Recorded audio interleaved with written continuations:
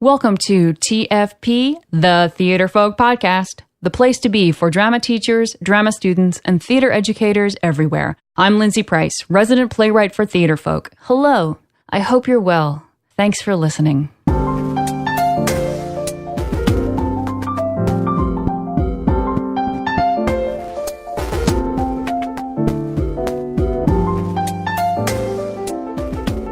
Welcome to episode 111. So you can find all the links for this episode at theaterfolk.com/episode 111. 3 ones make a, I don't know what they make. They make 3? 3 ones make a, that's not going anywhere. So how are you this week? Are the days flying by? Usually around this time, I am so grateful for the creeping fall. But this year, our summer hasn't been that bad. It hasn't been that humid at all. The sleeping has been gorgeous. You know, when the leaves start to burn orange, yellow, and red, it's my favorite time of year. And the air turns just a shade colder. It's just, I like living in a place that has seasons. I like visiting places that are warm all year round, but I like calling home a place that goes through all of them. Yes, even winter, although last winter was not good, but there's always next winter.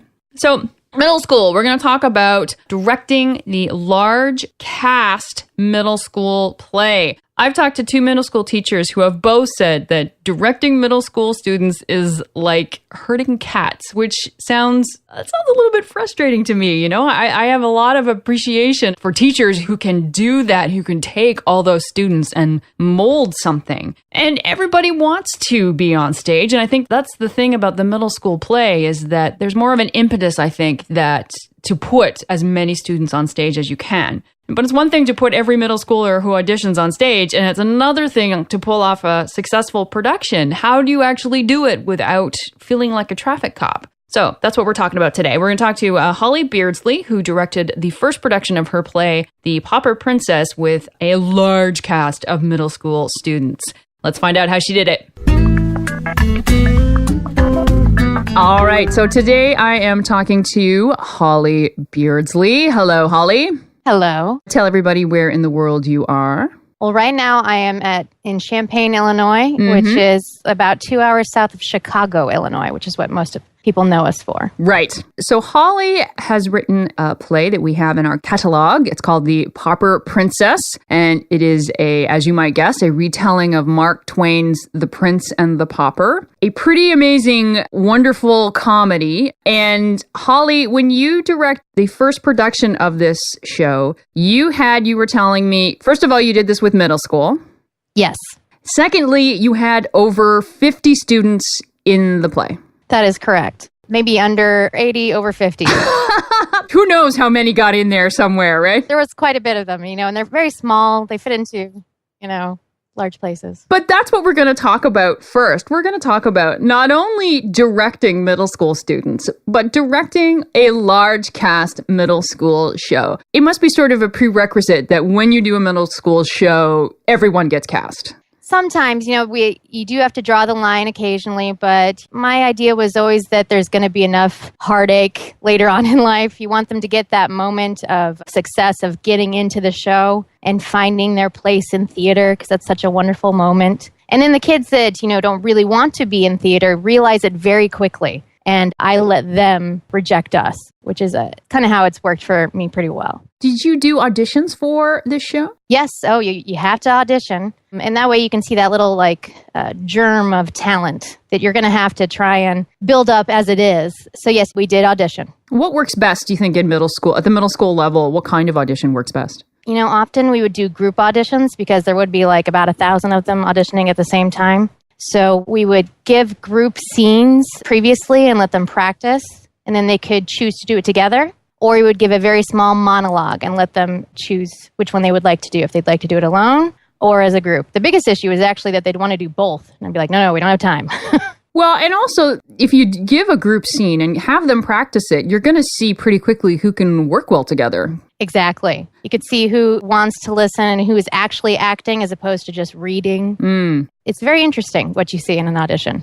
I agree. And how do you deal at the middle school level with disappointment when that cast list goes up? Oh, it's always there. I don't think there's anything you can do about it, because you may give someone a part and you think that they're so wonderful for it, and they're like, oh, but I wanted such and such here. Oh, definitely. I mean, well, we always dubbed the wall where we put the cast list as the crying wall or the wailing wall, because invariably someone is totally destroyed that they did not get the lead, even if they were the youngest kid, has never tried out for anything, but just had these ideas of grandeur, so they would cry, and you just kind of have to let them cry. That's their moment that they also need to have. That moment of disappointment, that's growing right there. But then we also have the ones that were like, I was supposed to be the star, and, that's also growing because you kind of, shoot them down a little bit, bring them down just a touch. That's important. Learning and growing in those moments are important for the grander scheme of their lives. And if you just say, oh, no, well, you can have the part, or, oh, no, we'll make a change, that doesn't help them either, does it? Exactly. And, I worked with my mother in this same show, and she's so funny because she'd be like, oh, but they're such a nice kid. And I'm like, of course they're a nice kid. I'm not destroying them right now. They got a part. That's good. So they're in. If it were up to my mother, they would have all been leads. The show would have been 7 hours long because everybody had a part. Big part. Exactly. That's what I said. She's like, well, can't they just have one line? I'm like, Mother, we only have 2 hours or less here. What about dealing with parents? I'm sure you've had to come across some stage parents who, they're the ones who say, my kid should have had the lead. Oh, yes. Oh, we love the stage parents. I've had parents that are incredible, that volunteer so much of their time, and they're there, they become like family. And then I have parents that really just come in at the last minute to complain that their child wasn't the star. It really you get it all, especially with a cast of 80 kids. You have the almost like the sports dad on the side who doesn't actually understand theater at all, but he's just rooting for his kid to win. And you're like, there's no real winning right here.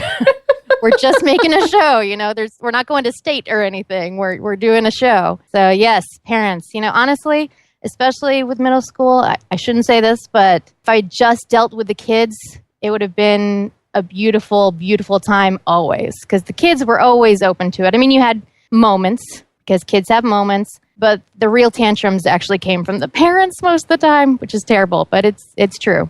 I think that is one of the cool things about dealing with that particular age is they're pretty open, aren't they? They're still okay with being a little silly. Exactly. I love that about that age. They're just getting old enough to start really understanding your jokes, but they're not too cool yet. Like when they get into high school, sometimes they think they're cooler than you. Actually, they know they're cooler than you. They are cooler than you? Yeah, they are cooler than you.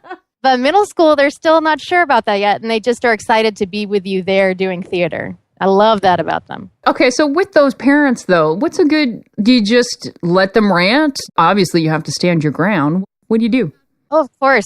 It's all about perspective. Yeah. Because, this is their kid. This is their world. And so it hurts them when their kid is hurt. And so you just have to let them be hurt too. It's the same principle of the kid, at the wailing wall. They have to be hurt for a moment. And then you go in and you just start telling them the facts. And most parents will totally become rational after a moment. They just have to have that little tantrum. And then they're like, oh, yes, I am a rational human being. I can listen to you and we can have a conversation. So usually it's just letting them have a moment and then just speaking like a normal person. Really, it comes down less to we're not going to change parents. There's no way that we're going to change parents and that they're not going to automatically be hurt when their child is hurt. But we can change how we respond to parents. We can change how they see us if we let them have their moment and then just act like a normal person. And also we have to have, as directors, a thicker skin, I think, because they will totally lash out at you because they are hurt. They are hurt. So they will lash out and they will say terrible things. But then at a certain point, you just have to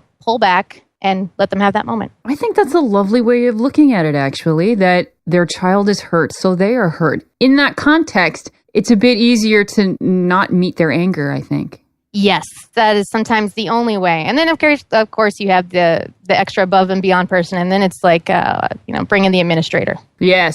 If you have a good principal, they will be behind you, and I've always had that situation. Okay, so now let's get into the rehearsal proper. How do you rehearse with 50 plus middle school students running left, right, and center? What were some of your tactics? The phrase herding cats comes to mind. You are not the first middle school teacher who has used that phrase. Yeah. And, we're all cat lovers, so, it's a good thing. Honestly, when you have a large cast like that, the best part is just getting them into groups. And that's why sometimes when you see at least in my plays that I have written, you will see these groups, these natural groupings, so that you can work with maybe like the villagers one moment, or the leads the next, or the ladies in waiting, so that you can have other groups doing other things. And that also comes down to your assistant directors. If you have good assistant directors who can work with the other groups, it becomes much more manageable. Were your assistant directors other teachers? Were they parents? Were they older students? Where did you pull your assistant directors from? Entirely depends on what year, but that precise one, the first time that we did Pauper, it was, I believe, another teacher, and then also I think it was 2 other students who were now in high school. So they came back actually to help with the middle school production, which they love to do because they're so much wiser now in high school. They know everything, but they're also very loyal, sweet kids that will help you. Well, I think having those high school students around, I think that could only be in your benefit if they're good workers. I think that the biggest mistake must be trying to do it all alone. Yes. And, there are times where you have to be the main person. And like on big group scenes where all of your groups are together, I mean, what are you going to do? They're all there. So in that case, usually I resorted to something called Sparkly, where I would just do jazz hands. And I'd be like, Sparkly, look at me, look at me. And then eventually they would all look at me. But that's only in group scenes. That's when you resort to sparkle hands. And it's only when you start getting the laser pointer out. That's when things are bad. Oh, yes. I believe one year I had a whistle, but then the whistle didn't quite work out because then they would all talk about how loud the whistle was. Oh, no. So you just, I don't know why, but sparkly fingers always worked. It just, sparkle, sparkle, look at me. And I think they were you have to buffoon sometimes. You have to be the jester. And then they're so amused at you and watching you, they are quiet for a moment. So how do you balance that with being the buffoon and the jester just to get their attention, and then also being the authority of, I'm the director, I know what I'm doing, listen to me so we can do it that way? Where's that balance for you? Oh, it is a balancing act. I think that when they see you in the smaller groups and it's pure authority director and it's all about the product of what we are making, they see that. And so they know that there's going to be moments of the jester, and that's really just about getting attention. And then as soon as you have their attention, go right into that director mode as well. So you start with one and then just sort of really segue quickly into the other. Exactly. I mean, it's just an attention getter. It's just, a big bang wow. And honestly, also that means that you do need to have those small groups. You need to see each small group. You can't just be with the leads only. You have to occasionally make your way over to the other side of the room that's with the villagers and, really help the villagers. Do you have some character stuff that you give those groups that are sort of like villager 1, citizen, here's the group of citizens, the group of courtiers, the group of servants? Do you ever give them any character stuff that they can work on so they don't feel like villagers so much? Definitely. Most times I actually try to give every single character a name. But, because at a certain point, when like I said, when we're the 50 plus going to 80, that does get a little ridiculous. But when I can't give them a name, I have them give themselves a name. And I have them give themselves a full-on history. And there'll be full rehearsals where they're just working on their histories. So that when I say, why are you going over there? And then they say, well, my name is Bob, Sir Bob. And Sir Bob is going across the stage because he needs to get to the market. They've thought about this. And 1, that's great because then they've gone into characterization. And 2, as a teacher, that's great because they spent an hour on that and you got to work with someone else for an hour. So it's great for time management and for characterization and for theater in general. I don't think you can ever go wrong with those kinds of exercises, particularly when you have large groups. Here are your villagers, here are your this, here are your that. It makes them feel a part of it. Kids are smart. They will figure out if you just shove them in the corner. You know what I mean? They will understand if they're just like the tree in the background. And there's nothing wrong being the tree in the background, that it serves its purpose, but they're smart kids and they have an ego of their own. So you want to make sure that they are still learning and that this is still worth their time. Well, it's one thing to say, we are all part of an ensemble. We are all a community. Okay, now go be a tree. Like, you can't be contradictory like that, can you? Exactly, yeah. Okay, so how do you block 50 plus students? When you have those large groups where everybody's on stage all at once, what is that process like? Honestly, I think sometimes as a director, you have to be very visual and you have to see it as you're doing it, because as much as you could plan out in advance, when you're looking at these kids, you have to be able to move them and make it look right when you're right there. Do you use floor plans? Do you draw it out? What do you do? I personally don't, but that's because I think I have the luck of having written the show. Right. You can visualize it in your head. Yes, I visualized it from that first keystroke at my laptop. So I have that luck. It really is just luck that I have the ability to do that, because I've worked with other directors who will just stare at me and go, "How did you do that?" And I said, "Well, I wrote the thing, so I know where I thought they were going to be." It makes it a little easier on me. But I've also seen other directors do wonderful jobs with writing it out, having visual aids of either a previous production of it and then taking that and doing something with it themselves. I've seen all kinds of things, but myself, I just do it. I like to draw. When I directed, pictures were always helpful for me so that I could just, here's the picture, here's the set. All right, now you're going to move this way, just because it's the pattern of it. Definitely. I think that helps too. Okay, so and then have you ever gotten that situation though, when you have everybody on stage and you can visualize it and they start moving and it just looks like chaos? It's like a stampede. Oh, yes. I've definitely had that moment. And the kids were always funny because occasionally I would just stop moving and I would be absolutely frozen because I was trying to figure out what was happening. And I would say to the kids, "I need just a minute, just 1 minute to think," and I'll just be staring. And what's funny about kids is that they'll sometimes replicate what you're doing. So they'll all stop and stare. So I've got, 80 plus kids, 50 plus kids staring at me while I'm staring at them. But usually, thank goodness, it usually kicks in and I figure out what needs to be moved. Often actually, I'll take that back because yes, I do, often it kicks in for me, but that's where those wonderful assistant directors come in. Because occasionally I will just turn to one of them and, and I would say, "Jake," or, whomever, "What am I doing wrong here? What needs to be fixed?" And he would say, "This kid needs to move over there. And then there's an empty space there for them to go." And I'd be like, "You're right. Move that kid." So having that extra person there is invaluable. You have to have it. You can't do it alone, especially with a large cast like that. Maybe with a small cast, you could take that moment and it's easier to see. But when you have a big, large cast, you need other people. And I don't think it's a bad thing for your students to see, hey, this isn't perfect all the time. We need to make mistakes. We need to ask for help, and just sort of everyone's working together to make it happen. Exactly. Yes, very much so. Yeah. What do you do when you're in the middle of, you've started rehearsals, you've got blocking, students are maybe getting their lines down, and you sort of hit that mid-rehearsal rut where things, maybe lines are being lost or the energy just kind of goes out of a show. How do you deal with that? I have a trick. I have a trick for that because everyone has experienced that where it just suddenly is wah, wah, wah. And you've said these lines over and over again. It's no longer funny. And now it's just bleh. What we do, and this is a terrible name for it, but we do it on crack speed, which means that we do a run through where it is just as fast as humanly possible. Like words are coming out, they're not even words coming out, but they're just running through it. And that usually kind of jars their system. And also they just think it's so hilarious, so they just love it. And you just try and keep the chaos contained to make sure nothing goes flying one way or the other. And you just run through the whole thing on crack speed, as they like to say. And I think it was the kids that came up with that name. But it works. It works because they're going so fast and they're not even thinking about it anymore. And they just they're flying. And it really is really funny, to be honest. Even as a teacher, it's nice to have that moment where you just get to laugh because you're tired of the same lines too. And it always helps. Well, and it's important for everyone to remember that it's play. It's supposed to be fun. Exactly. It can get pretty much a drudgery if you don't watch out, can't it? Oh yeah, it can get snake bit very fast where suddenly just everything is ugh.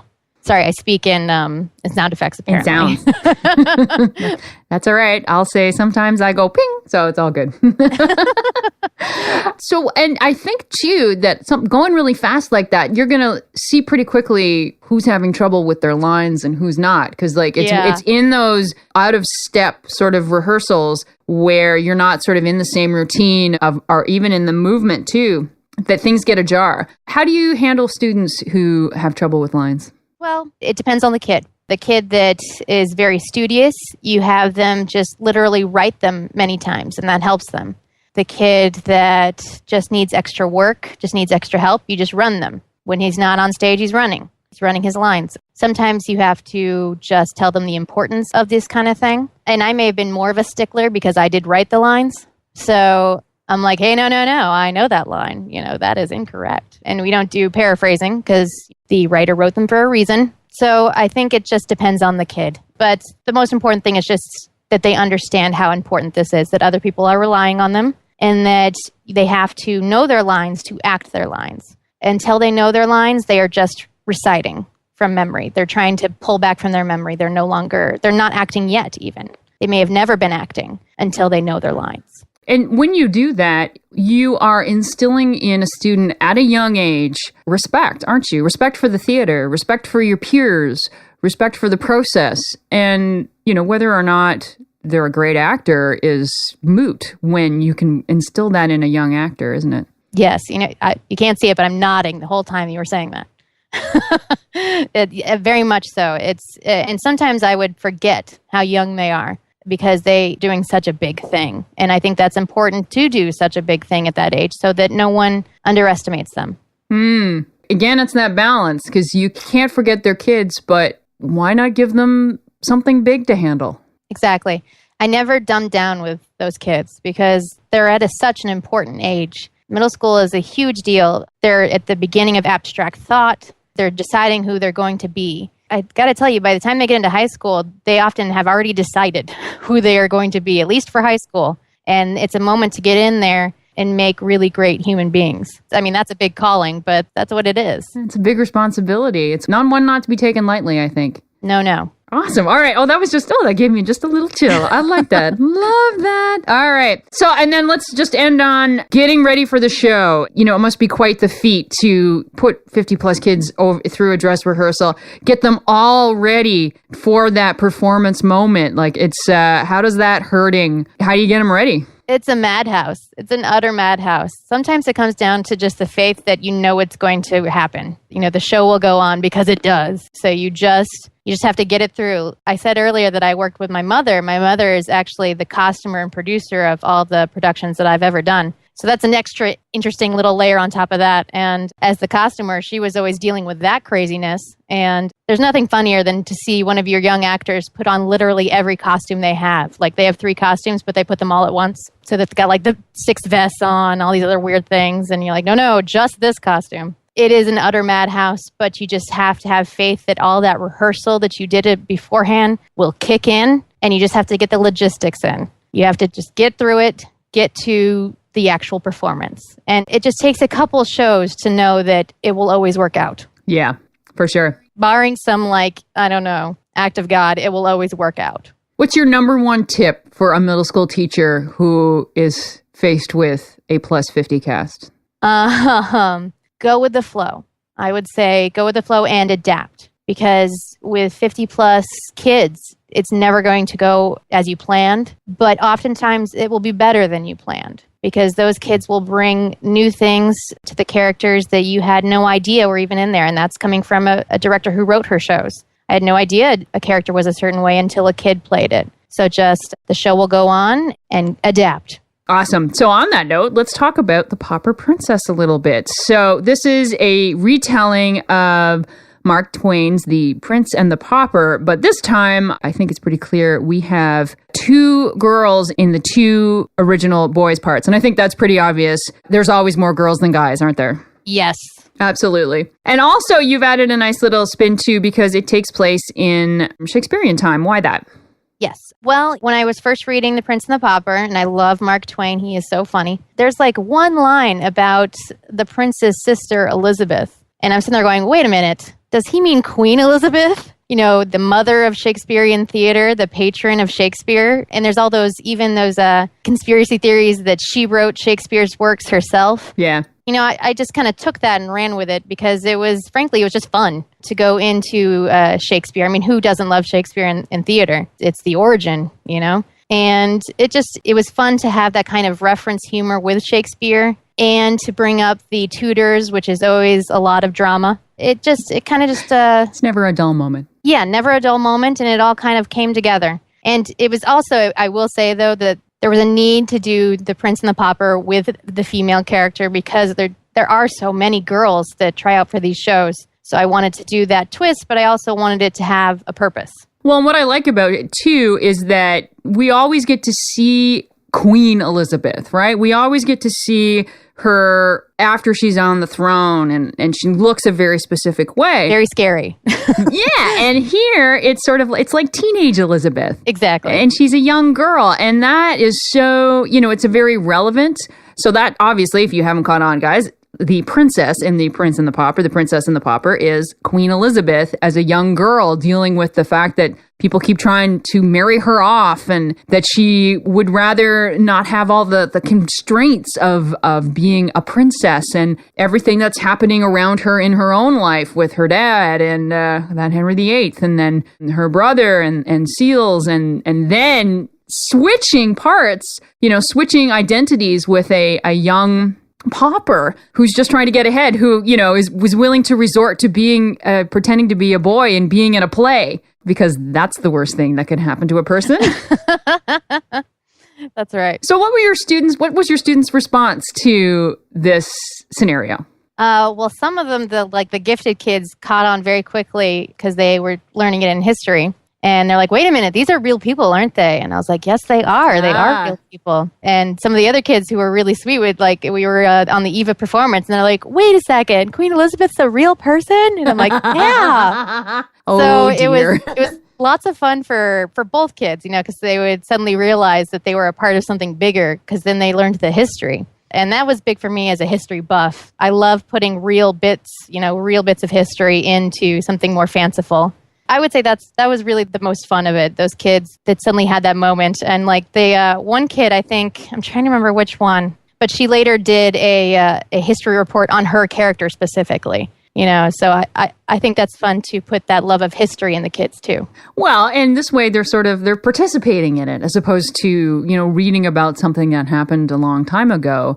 They're actually in the middle of it. Yeah, talk about immersing yourself into the history. I love plays that do that naturally, because it's the thing to always remember is that this is not a history brochure or a textbook. Yeah. It's a play, and play has to be the main focus and the main fun. Mm-hmm. They can tell when they're being, taught to. Yeah. They could see that moment and they're like, wait a minute. Well, I see plays like that all the time. It's like, oh, here it is. Here's the teaching moment. Yeah, you can even almost hear the music in the background going to the teaching moment. and somehow they never end up in our catalog. I don't know what it is. So in this play, what's really wonderful too is that you have a whole notion about how, look, you can do the costuming, period, right? But you can also do it with modern themes, like anachronistic. Let's go with that. Anachronistic choices like, Converse sneakers or sunglasses, and that make it an obvious comedy. And I think that kind of choice is really good for a lot of middle school teachers who might not have any background in, maybe they're actors, maybe they have a little bit of directing, but many of them have no of that other stuff that goes into making the play. And, sure, you can do it with all the bangs and whistles, but you know what? You can just sort of put this play on. And you obviously had some costuming help. You had a mom. But what about all that other stuff about getting your sets put together? Well, I think I was very lucky. I actually come from a visual arts background before I even went into writing. So I was able to do the sets, and my mother did the costuming. She is the queen of costuming. It was actually quite funny to try and get her to put some of those anachronistic things in there. And I was like, well, why don't we put some Converse on him? And she's like, what? No, he must be wearing boots. That is not of the period, Well, the picture of the two girls that you sent us is I just think, the costumes are beautiful. She's very good. What would you say to that teacher who doesn't have anything? What's really important here? Well, I'll say what I've always said to my mother, actually, and that is that the story comes first and the plot comes first. Because, of course, when I was saying that to my mother, it was usually because she's like, well, they can't sit on the ground because they're wearing white pants or something, and I'd be like, you know what, Mom, the story comes first. They have to sit on the ground. So if the story isn't acted properly, it doesn't matter what they're wearing. They could be wearing pure gold, but if it's not acted right, it's not worth it. So, yes, the costuming is wonderful and fun, and the kids love it, but if you don't have that at your disposal, just have fun and add a little fun touches that you can in the accessories and things like that make them feel like the character. But really, it comes down to the acting. And technically, this whole thing could be done in a black box situation, which is just, nothing. It's all about the imagination, because technically, that's how Shakespeare did it. I mean, Shakespeare did it with basically no costumes. They used hand-me-downs from people that were higher up. There wasn't costuming. It was all about what they were saying. And that's way more important than the costuming. Don't tell my mother that I said that. And Holly, you can't see me either, but I'm sitting here nodding. I'm like, no one can see me. I'm totally agreeing. And that's a perfect note to end on here. So this is Holly Beardsley, who has written a wonderful, wonderful play called The Pauper Princess. Check it out. And thank you so much for talking to me today. Thank you. That was fun. Thank you, Holly. So the links for this episode can be found at theaterfolk.com/episode 111. Before we go, let's do some Theaterfolk news. It's a play feature, it's time to feature a play. So we heard Holly talk about her play, The Pauper Princess. So let's hear something from it. And what I love about this script so much is the humor. It is light, but it's smart. It's fun, and yes, there is a cast of thousands. So to recap, the play is based on Mark Twain's The Prince and the Pauper and is set in Elizabethan England. In fact, Elizabeth is the princess in the title. So I'm going to read a scene between the two of them, Elizabeth and Teresa, who is the pauper, and when they first meet, Elizabeth has gone to see a show, and Teresa is pretending to be a man just so that she can get a job. That's what it takes. To get a job in this play, you need to pretend to be a guy. So that's where Teresa is coming from. Your Highness, Princess Elizabeth, arise, arise. I know you, do I not? No, I'm nothing but a lowly player. You're the girl in the square, aren't you? No. A young man performer, Your Highness. Don't let the dress fool you, Your Majesty.